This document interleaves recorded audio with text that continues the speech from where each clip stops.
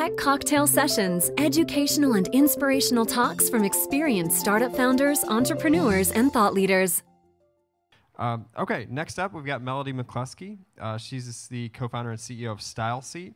They've grown tremendously in the last couple of years here. So they last year they had 200,000 beauty professionals using their service. 200,000.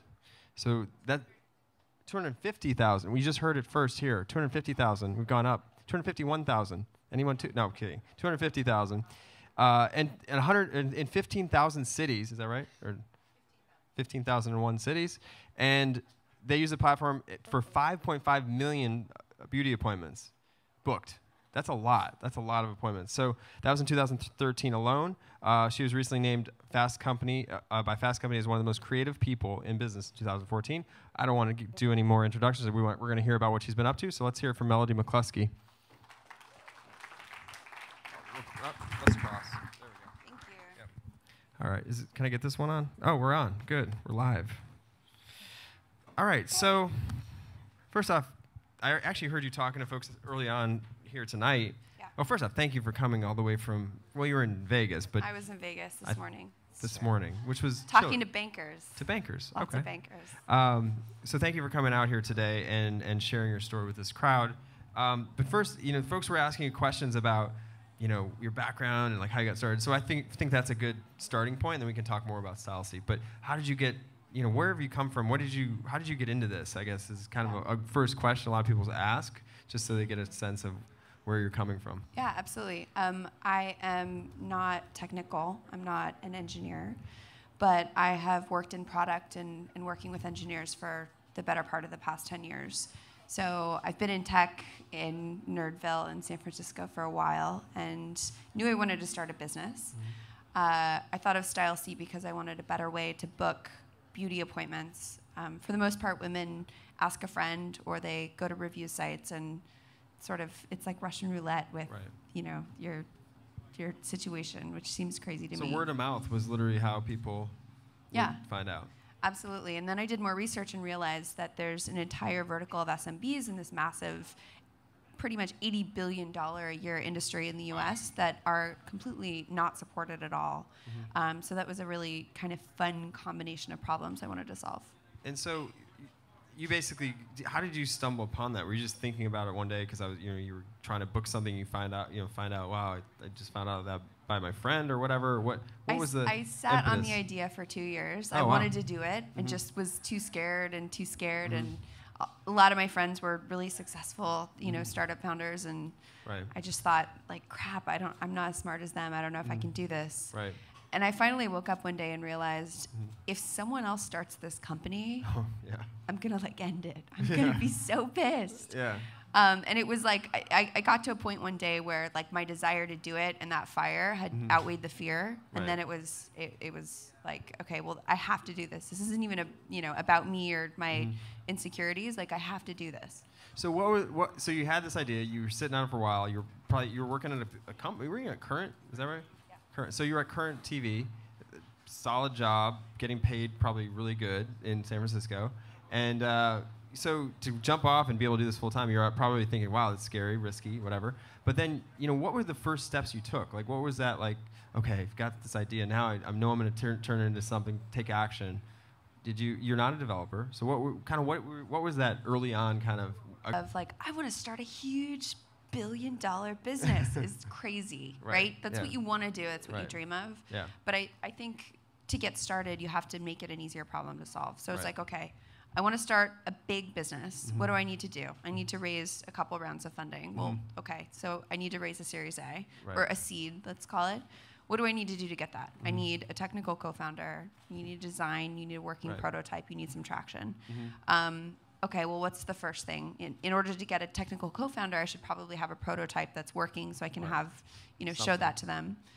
So I got one of my friends drunk one day, who is a designer. He's an amazing designer. And I found that when I work with engineers and I show them visually what they're going to be building, they get really excited about it. Is that impaired or unimpaired when you show it to them? Alcohol is a strong theme in my business building.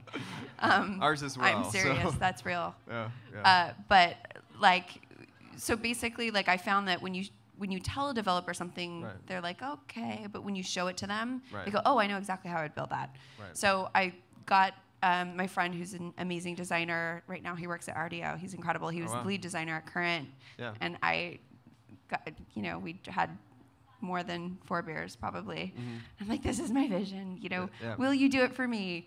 And he was like, yes. And I was like, for free. And he Forgot was like, to tell you that part. He's Yes. like, okay. Yeah. Buy me another beer. Pretty much, yeah. So he ended up designing the site. I put an ad out on Craigslist for an engineer to build, the first version of the prototype. Yeah. And I found this guy who was, one of the first 100 guys at Google. Wow. And was just an independently Perusing wealthy Craigslist. man Yeah, that's who cool. was ready for some side projects. Wow, that's great. And who's incredible and amazing. And he built this solid version. It was a little scary in the beginning because sometimes I would call him. His house was one of our first offices. I would call him and be like, I'm coming over. And he'd tell me, I took my plane to Florida today. I was like, what? And he's like, this is what I do. You have to deal with that. And I'm like, okay. It was really nerve-wracking in the beginning. Yeah. When you're not paying someone, you can't be like, no, come back and work. Yeah, we got to get Gotta this be done. like, okay, see ya.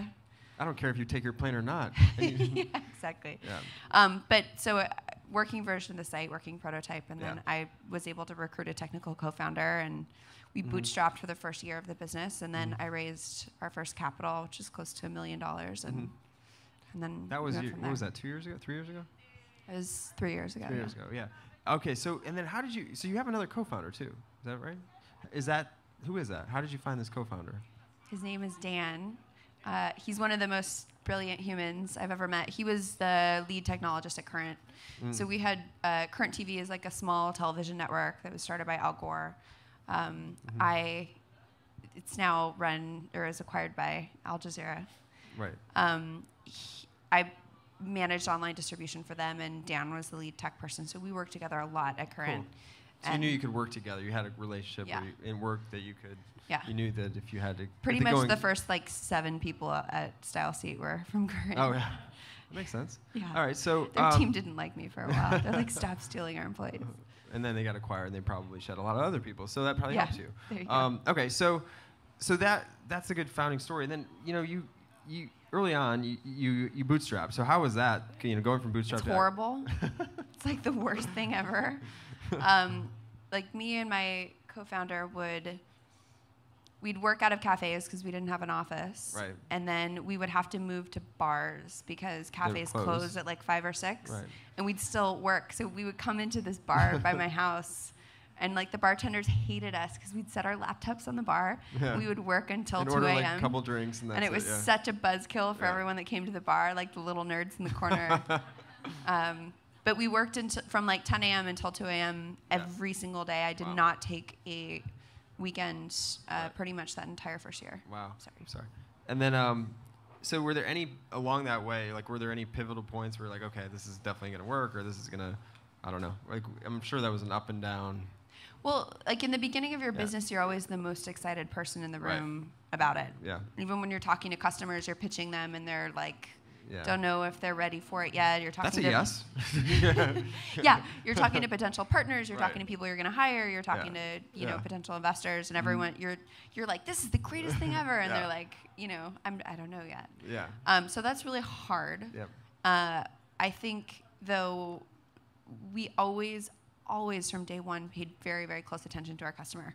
So Dan and I, who are not from the beauty space, he's like this hyper nerd. He's a huge burner. Burning Man person. He Doesn't burn things. He likes to go to Burning Man. Yeah. Let's just be clear here. Sorry, that's a San Francisco term. Yeah.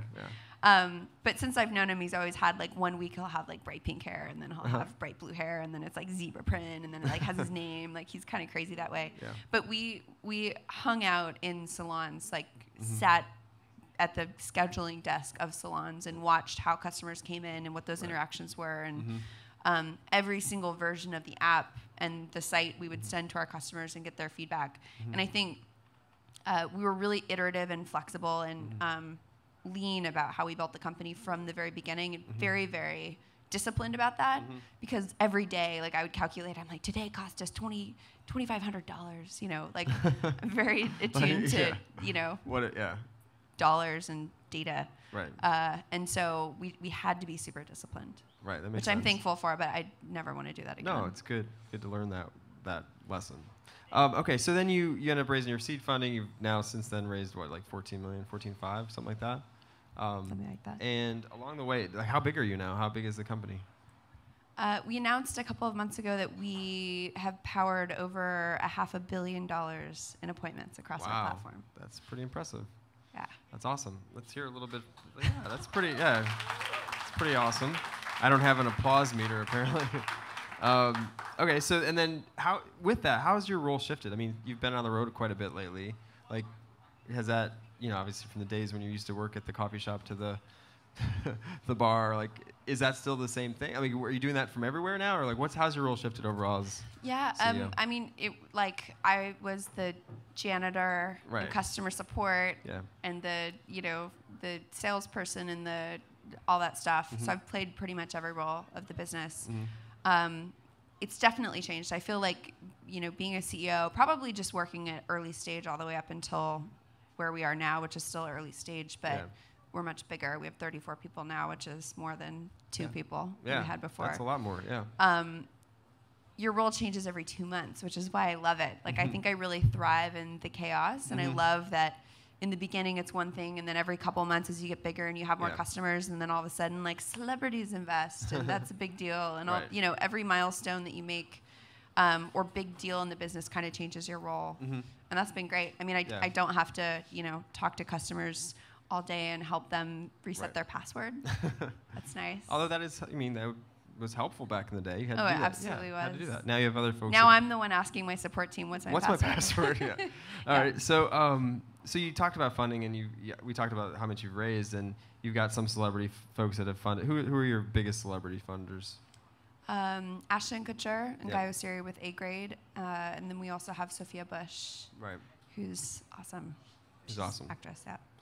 Okay, great. And so what was your, I guess, secret for raising that money? Like, you know, out of a bootstrap product, and, you know, was it being in the Valley? Like, what was the sauce I would say in the beginning, our first conversations, being really different was against us. It worked against us because we were the hair startup in Silicon Valley, you know, like New York Times printed this recently, which I was so embarrassed about, but I said to the reporter, I'm like, 20% of VCs are bald. You know, like, they're just not going to get it, which is probably true. Right. But, you know, a lot of these guys would just look at, you know, I didn't know a single female founder when I started my business. I'm different. The business was different. Right. It was scary for them. They didn't know anything about beauty. They thought it was a small space. So that really worked against us. So you had to educate. However, I would say that is the biggest strength that we've had in the business, because we use that as an advantage. We bootstrapped in the beginning, which made us really, really disciplined about growth and about only building the most essential stuff. And it put us, you know, now a couple of competitors are starting to come out in the marketplace, but we have several years head start. Right. We have like a couple 100,000 more businesses than they do, so that has been helpful.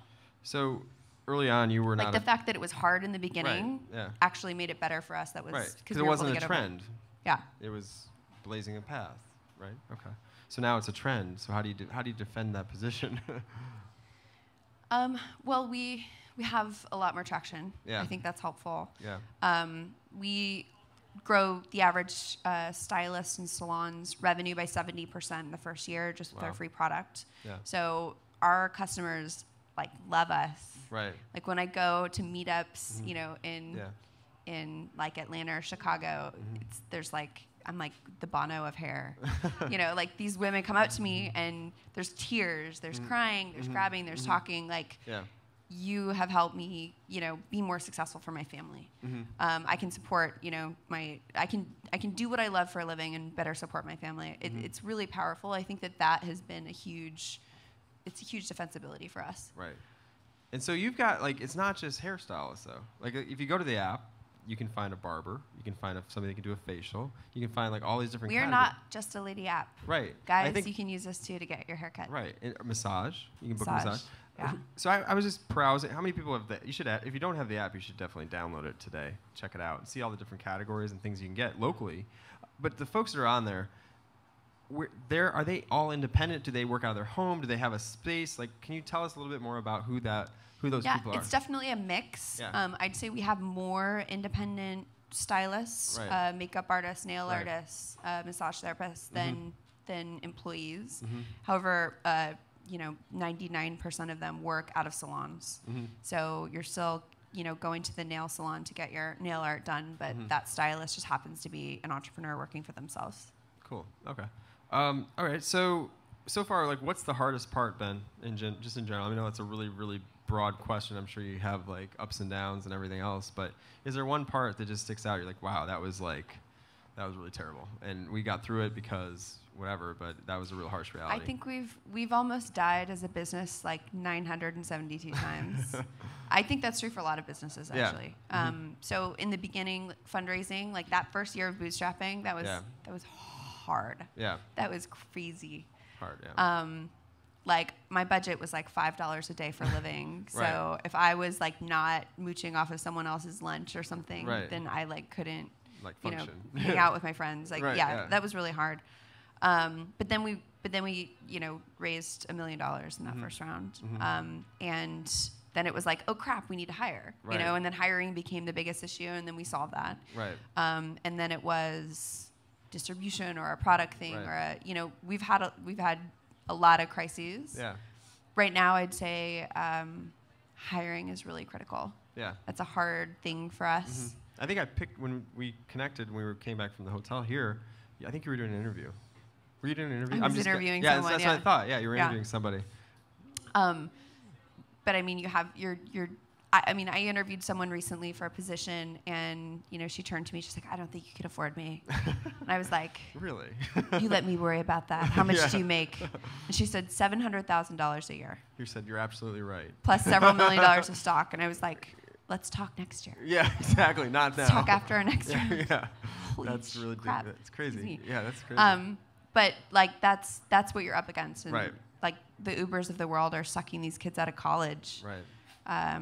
I mean, Travis and Garrett are my first two investors, so I shouldn't talk crap, but I hate them. They've got their own problems this week. Let's talk about just in general, like talent. Like, what are the things you need now? So is it more salespeople, more business development? Like, what is it? We don't have any sales. Okay, what is it? We need like data scientists. Oh. Data analysis or analysts. I would not have thought that. Would anybody have thought they needed data scientists? Oh, you do that? Okay. Oh, okay. Do you know any?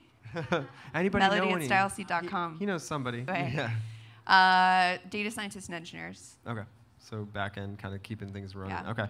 And then so you talk about harsh realities. What's top of mind right now for you? Like what's like the big thing for you right now? I think the biggest struggle is keeping things going day to day, keeping the business up and to the right, investors, partners happy, team members happy, and also, being able to be a visionary in your business and invest in the future. Okay. I think that was a really big struggle, especially early on, when our investors wanted us to monetize from day one. An example is like they wanted us to launch a SaaS product, a premium product. They pushed for that. Yeah. And you had $5. I mean. Yeah, and I was like, hey, I would love to be making revenue. Right. Please. Yeah. Right. But what I knew that would do is dramatically slow down growth. Right. And I didn't want to be, sitting here on stage, or maybe not even several years later and have, 20,000 users. I wanted to be able to have the growth that we have today. So that was really hard with no money in the bank for the business, no money personally, a company that I loved, and turned to my only investors who the conversation was, write me another check. And also, I'm not going to monetize. I'm turning that off. Those were really hard conversations, but I knew that by not focusing on monetization, we could focus on growth and position ourselves to be the market leader and grow faster and figure that out down the road. So that's a lot. You've got 250,000 and one. Is that 250,000? said? In one? There's one it's more. Like 260. It's adding every day, every time I say it, I think. Anyway, you've got a lot of people using this. What? That's businesses, by businesses, the way. yeah. So how do you lock those folks in? I mean, that's a lot, and that's that short period of time. So how did you do that? 82% of our stylists have signed up organically. Okay. So it's basically a stylist signs up, gets almost doubles their revenue in the first year, and then tells every stylist that they know. I mean, it's an industry that's run by word of mouth anyway. Okay. But so how are you finding that person to begin with? Is it search? Is it like social? Is it like knocking on doors? Like seriously, like that's got to be a strategy right there, right? You don't know. Going back to the theme of the talk, Yeah. through an event and got a bunch of stylists drunk. There you go. I bought a bunch of champagne and like had a PowerPoint teed up and was like, Yeah. "This is my vision for the industry. This is what we want to do. Yeah. We want to change lives." And they were like, "I don't know about that. You're crazy, and I like it, Yeah. And the champagne's great." And so that's how we first got Yeah. our like first really core group of people. And then we talked to them every day, and I was showing up at their salons every day and showing them our product and improving it, getting feedback. And I think starting out with a really loyal fan base, Right. I mean, or community, every person that they told, it wasn't like, "Oh, you should, by the way, there's this app." It was like, "Girl," they're like telling their other friends, like, "This is the best thing ever. You have to be on it." Right. And that starts to snowball, and Right. for us, it was powerful. What about partnerships? Have you done any partnerships that have helped grow that quicker? Like through, I don't know, probably certain salons or whatever that help. The one partnership that we did, we announced this week, which is with L'Oreal. Oh, heard of that. Small shop. $75 billion startup. Right. Very small, yeah. And they are in about 70% of salons. So we have a product where their salespeople are selling us door to door to all of their salons, and we give them turnkey e-commerce. So if one of their salons or stylists signs up, they get a little button on their page that says "Purchase product from me," and then that's a technology component that's powered by us and L'Oreal. Cool. And then a consumer can buy, and then L'Oreal drop ships it to them. So white labelable solution to what you offer. Yeah. So you need more engineers. Yeah. Sounds like you're building those types of one-off. Yeah, Okay. it's good. It's good. No, that's awesome. Congratulations on that. All right, so we're about ready to let you guys ask questions. So be ready with those. A few more questions on my side, though. You are a female CEO. I am a lady. Yeah, you mentioned there weren't a lot of others out there when you started out that you knew. What's been kind of your guiding light, your role models out there in this entrepreneurial world? I think for me, it wasn't like I'm going to go find the best ladies I know in business and learn Oprah. from them. I'm going to talk to Oprah. I'm going to call Oprah. Yeah, call Oprah. It was more like who are just the best entrepreneurs that I know. Garrett and Travis that started Uber were friends of mine, and I was like, I want to do this too. Right. I want to start a company. This is the vision for it. Will you be my advisor? Will you invest? Both of them ended up being both. Right. And like just learning as much as I possibly can and pushing and getting them to work harder for me and my business. I think I learned a tremendous amount from them. Yeah. There's a bunch of other advisors early in the game that I learned a lot from. And so it was like, I just want to learn from the best. I'm not going to care about any of this noise about lady in tech. Right. For me, that was a distraction. Right. I just kept my head down and I was like, I'm going to focus on numbers. I do think that there's pros to that and there's cons to that. Right. The pro is like, go focus on numbers, build your business, girl. Like, don't worry about that noise. The con is that I think a lot of women do this. They focus too much on the numbers and they obsess about it. Like in the beginning, I was like, look, if I'm powering, in the beginning, like $100,000 a month in transactions, like people will see that and they'll fund me. Right. It's not always how it works. Right. Like, there is a boys club. There's a. Because how are they going to even know if they're bald? I mean, for the most part, right? Right. So there is on the one hand, you can go be a hobbit and or a hermit, excuse me. Right, yeah. Or hobbit. Either. Those would be both a very really interesting. small person in a fictional world. Right. You can go off by yourself and build the business. Right. But but that does hurt you. You know, you have to go out there, you have to network, you have to insert yourself, be part of the boys club, and kind of roll with how the industry works, because it's a combination of the two. So I didn't know that. I didn't do that in the first round or two. Got it. And I had friends, like Travis probably called 30 of his investor friends for me. Yeah. And was like, this girl's the real deal. Yeah. Like, she won't pitch herself. Like, you know, like that whole like thing that he does. Yeah. Like, he did that for me, and then he taught me like you gotta sell yourself a little better. Tell your story. Right. Yeah. That's great.